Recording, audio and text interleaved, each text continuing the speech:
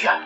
अगर कुछ और कहना बाकी रह गया है तो वो भी कह लीजिए, अगर नहीं तो दो बातें मेरी भी सुन लीजिए। चला जाए यहाँ से अशोक। रमेश, बदतमीजी नहीं, मैं यहाँ कोई हंगामा नहीं करना चाहता और हाथ लगाने का हक मैंने सिर्फ बाबूजी को दिया है। चल बाबूजी। रमेश, होश में आओ, मैं कहता होश में आओ रमेश।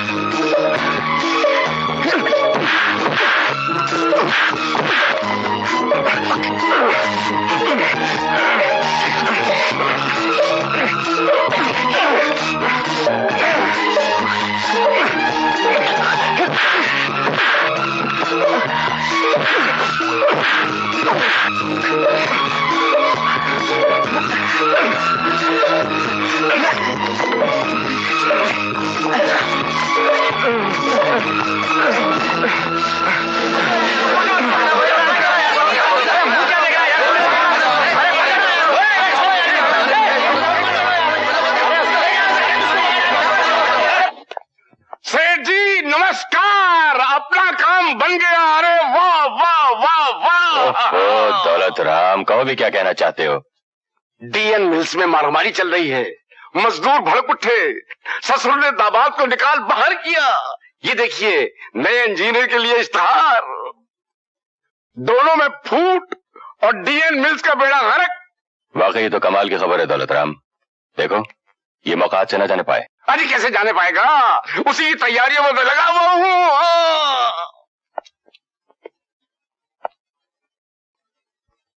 अब हिसाब बराबर करने का वक्त आ गया।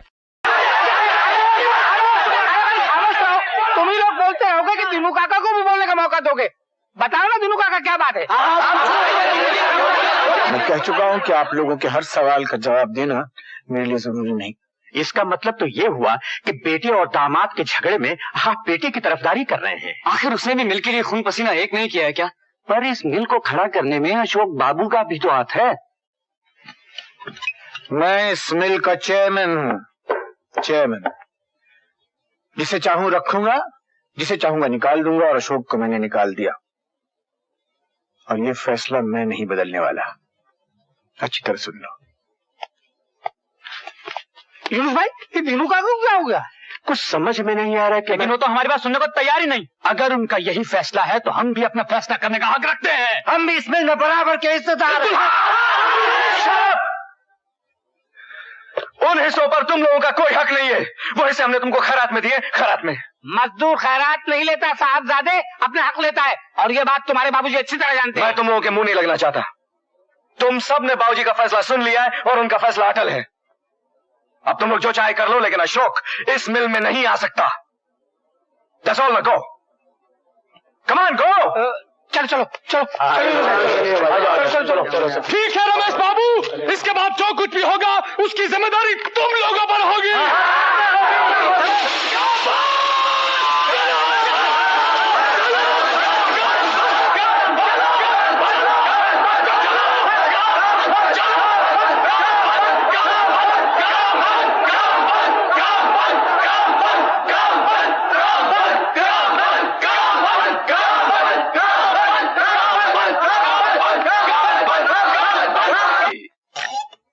आग और तेज हो गई। दौलत राम, ये आग बुझनी नहीं चाहिए। आप चिंता न कीजिए, मैंने सब काम पक्का किया है, अपने आदमी अंदर घुसेड़ दिए। अब तो हड़ताल भी है हमारी और हड़ताली भी है। रमेश, आप हट जाइए बाबूजी। मैं जानता हूं इन लोगों से कैसे निपटना चाहिए। मुझे दो, मुझे जाने दीजिए बाबूजी। दे दो मुझे ये रिवॉल्वर। मजदूर एकता, मजदूर एकता,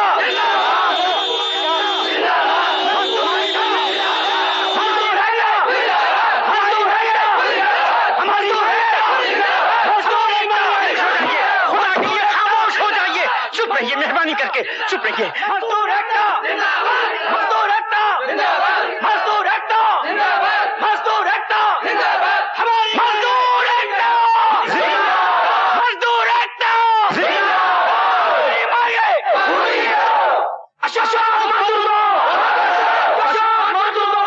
ये सब जो ये तुम कर रहे हो, पता है ये क्या है? अपने ही हाथों से बनाए हुए घर को आग लगाने पर तुले हुए हो तुम सब। और मैं कहता हूं तुमसे, ये बात ठीक नहीं है, ठीक नहीं है ये बात। हम कुछ नहीं सुनना चाहते, मुद्दे की बात करो। अशोक के बारे में तुम्हारा क्या फैसला है?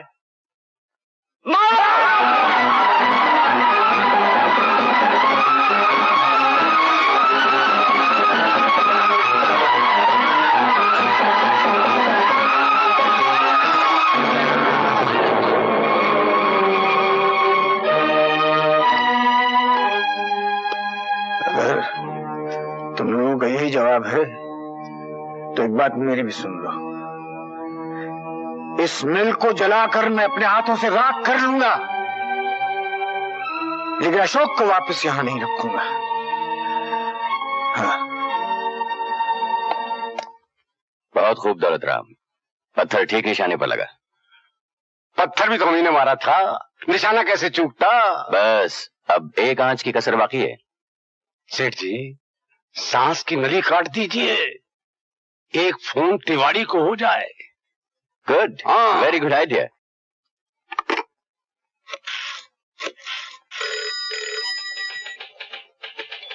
Hello, federal bank? कौन, मैनेजर बोल रहे हैं? हेलो तिवारी, मैं हीरालाल बोल रहा हूँ। भाई हमें तुम्हारी जरूरत पड़ गई है। फरमाइए। दीनानाथ को लोन नहीं मिलना चाहिए। अच्छा अच्छा, ओके। क्यों क्यों साहब? बैंक का लोन तो आपने हमारा प्रोजेक्ट, हमारा प्लान देख के मंजूर किया था ना, फिर इस वक्त ये इनकार क्यों?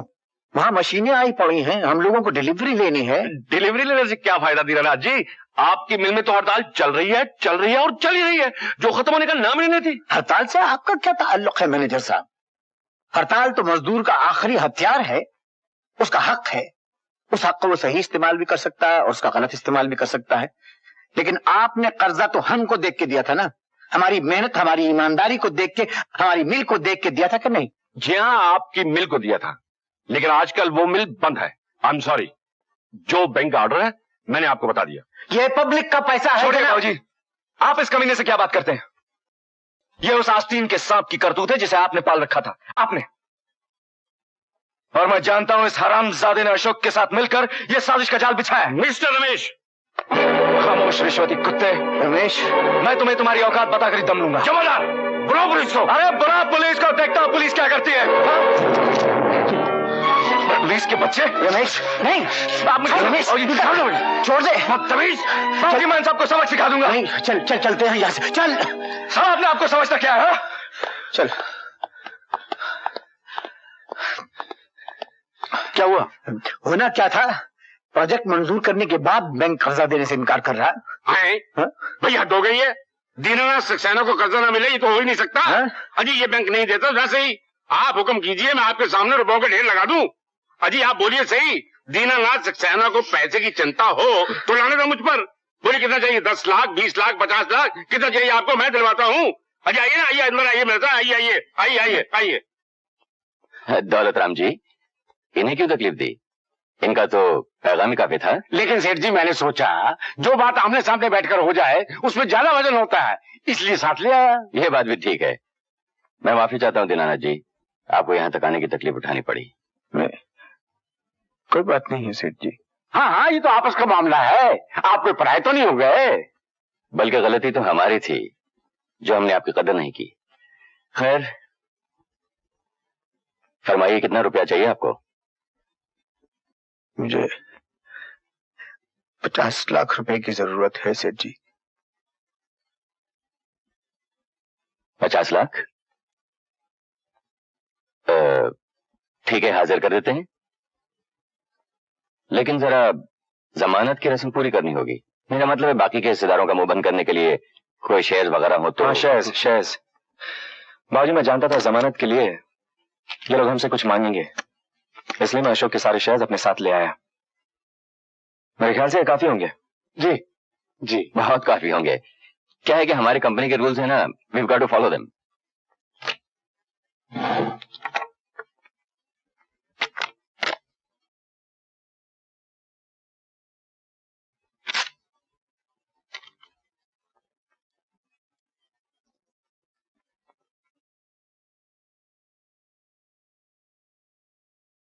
शुक्रिया सेठ। शर्मिंदा मत कीजिए।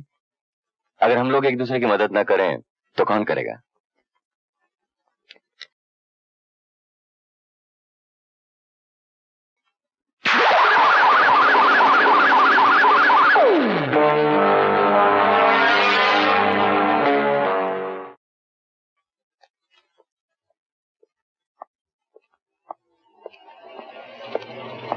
अशोक साहब, आइए। कहाँ जा रहे हैं आप? चलिए हम छोड़ देते हैं। सेठ जी, हो सकता है जहाँ मुझे जाना हो आपका रास्ता ना हो। चलिए आज हम अपना रास्ता बदल लेते हैं। आइए ना, आइए आइए। चलो देव। ये क्या है? डीएन मिल्स में तुम्हारे हिस्से। हाँ, आपके पास कैसे आए? दीनानाथ ने मेरे पास 50 लाख रुपए में गिरवी रखवाए हैं। देखो अशोक, आज से पहले हम जब भी मिले दो अलग अलग किनारों पर मिले, लेकिन आज ये पहला मौका है जब हम दोनों एक ही किनारे पर हैं और हमारी मंजिल भी एक ही है। आज हम दोनों में कोई टकराव नहीं। हम दोनों को दीनानाथ से अपना अपना हिसाब चुकाना है। अगर तुम साथ दो तो दीनानाथ मिल्स पर हमारा कब्जा हो सकता है, मेरा और तुम्हारा। सेठ जी, आप अच्छी तरह से जानते हैं कि मैं अपनी कीमत खुद लगाते हो। जी हाँ। बोलो क्या चाहते हो? मांगो जो मांगना है। मैं दीनानाथ मिल्स में उसी हैसियत से वापस जाना चाहता हूं जिससे निकाला गया था। डन। तुम मजदूरों को अपने साथ कर लो। तुम्हारे शेयर्स, तुम्हारी हैसियत तुम्हें वापस मिल जाएगी। सौदा मंजूर है? मंजूर है।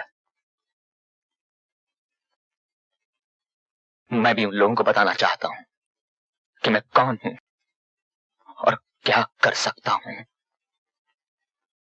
तो मिलाओ हाथ। नहीं सेठ जी, ये हाथ तो मैं तब मिलाऊंगा जब मैं मजदूरों से बात कर लूंगा। जल्द ही मिलेंगे।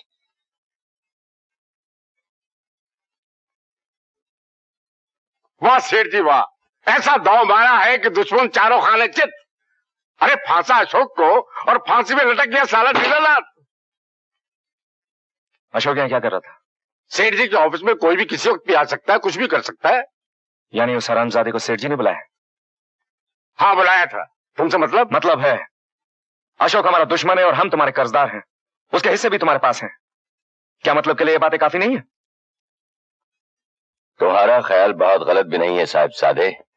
वो 2 कौड़ी का मजदूर दीनानाथ तुम्हारा बाप समझता था कि मैं अपनी बेइज्जती भूल जाऊंगा।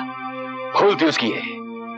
मैंने कसम खाई थी कि एक दिन उसे उसी नौकरी की भीख मांगने पर मजबूर कर दूंगा जिसे वो मेरे मुंह पर मारकर चला गया था। मैं तुम लोगों को तुम्हारी जन्मभूमि फुटपाथ पर पहुंचाकर ही दम लूंगा, समझे? वो दिन कभी नहीं आएगा सेठ हीरालाल, कभी नहीं। वो दिन आ गया है रमेश। आज अशोक मजदूरों से बात करेगा। उसके बाद क्या होगा वो तुम जानते हो। गद्दार, कमीने, तेरी आरज़ू कभी पूरी नहीं होगी। इससे पहले कि बाबूजी पर कोई आंच आए, मैं उस हरामजादे नमक हराम अशोक को मिट्टी में मिला दूंगा और उसके बाद तुमसे निपटने आऊंगा। बच्चा है।